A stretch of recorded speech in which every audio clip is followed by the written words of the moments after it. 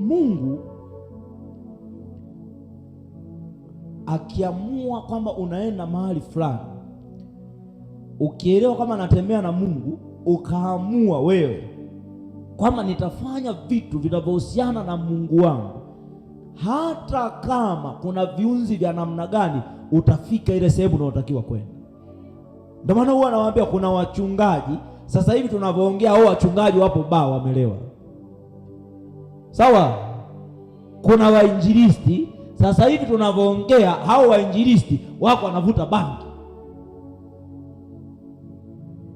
Unaweza usinielewe nikikwambia hivyo. Kuna makahaba, sawa Sasa hivi tunavyoongea wao ni mama wachungaji, lakini sasa hivi tunavyoongea wapo kwenye ukahaba. Lakini kama Mungu amemkusudia mtu, hata akiwa kwenye ukahaba kule, atatoka tu kama kitu kitamtoa pu. Kitakapomtoa kile kitu, huyo mtu utashangaa anaokoka, anakuwa mtu mzuri na anamtumikia Mungu. Kwa sababu Mungu akikusudia jambo kwa mtu, akikusudia barabara ya hatima kwa mtu, Mungu anamuinua hata kama yupo kwenye shimo.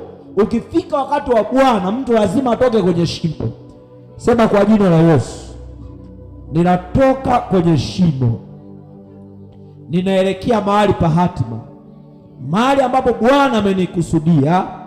Kwa jina la Yesu ninaenda, kwa jina la Yesu ninafika, kwa jina la Yesu ninaikanyaga hatima yangu. Ngoja nikwambie kitu kuhusu Yusufu. Yusufu, ndugu zake wakuzaliwa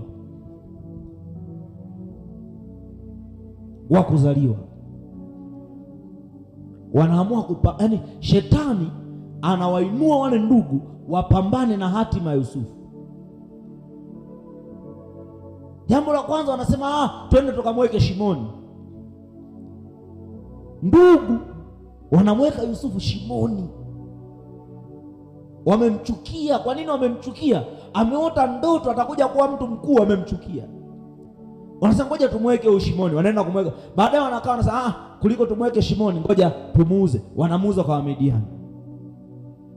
Aishi hapo, Wamidiani wanaamua kumuuza kwa Potifa.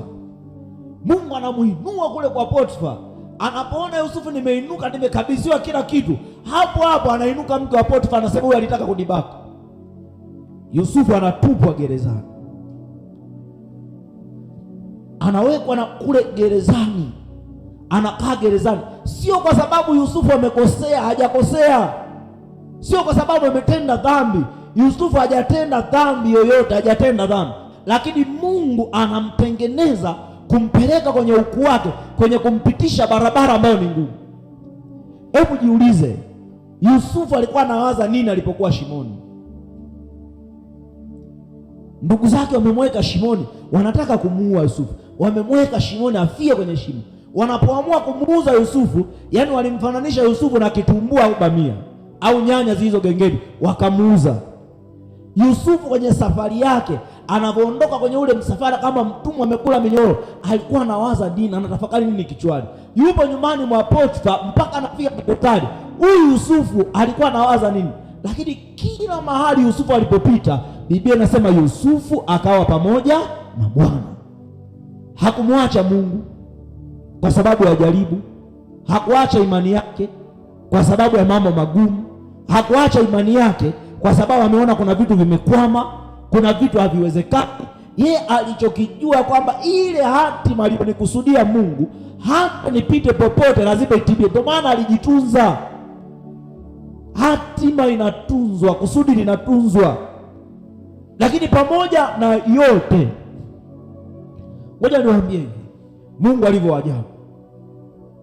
Wakati wanamsukuma Yusufu awe mbali na wao, awe mbali na wazazi wake, awe mbali na jamii yake na taifa lake, wakati wanamsukuma hawakujua kwamba Mungu amemwandaa aende huko ili aje kufanyika kuwa ukombozi kwa taifa zima. Amen. Wakati Mungu amemuinua Yusufu kule, baada ya kukutana na mambo magumu, ameinuliwa, ametakuwa waziri mkuu wa Misri.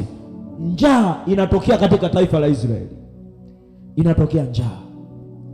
Sasa kuna njaa, hamna namna, lazima watoke wakatafute chakula. Wanaingia katika taifa la Misri. Wakati huo mambo ya chakula yote yapo chini ya Yusufu. Sasa